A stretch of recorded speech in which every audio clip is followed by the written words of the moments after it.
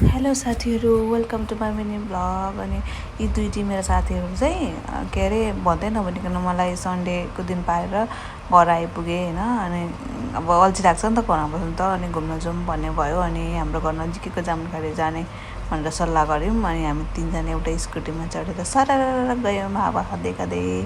अनि हामी पुग्यौँ जामुनखाडी। अनि यो जामुनखाडी चाहिँ एकदमै राम्रो छ है साथीहरू, तपाईँ हुनुहुन्छ भने घुम्न आउँदा हुन्छ, एकदमै ठुलो स्पेस छ। अनि हामी गयौँ अनि त्यहाँ गएर हामी एउटा आँपको फेदमुनि बस्यौँ। अनि त्यहाँदेखि यिनीहरूले सार्दैछन्, बस्नलाई मिलाउँदैछन्, हाँस्दैछन् होइन। रमाइलो हुन्छ कि साथीहरूसँग जाँदा चाहिँ होइन, नजिकै भए पनि रमाइलो हुन्छ। अनि हामीले चाहिँ चटपटे बनाउनु भनेर सामानहरू लिएर आएका थियौँ, प्याज खोर्सानी चाउचाउ निम्बु, अनि त्यसपछि एक्सट्रिमहरू पानीहरू सबै बोकेर लिएर आएका थियौँ, चक्लेटहरू होइन। खाँदै गफ गर्दै गर्न रमाइलो हुन्छ नि त।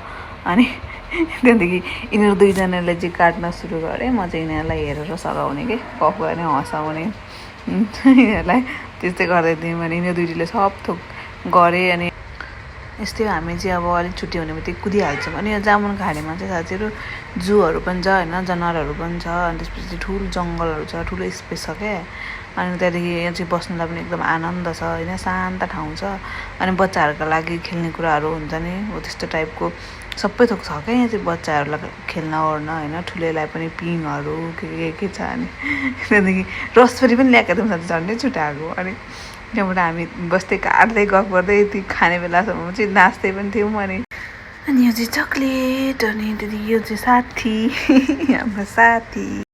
अनि हामीले त्यो पोखरी छेउमा फोटो भिडियोहरू खिच्यौँ होइन। अनि त्यहाँदेखि नाचगान गऱ्यौँ, रमाइलो गऱ्यौँ एकछिन भए पनि। अनि त्यहाँदेखि जाने बेला भएछ, त्यहाँबाट हामी गयौँ। मेरो घर चाहिँ नजिकै थियो, बाई बाई भन्दै गयौँ। अनि त्यसपछि त्यहाँबाट यिनीहरू पनि गए मेरो घर छेउबाट।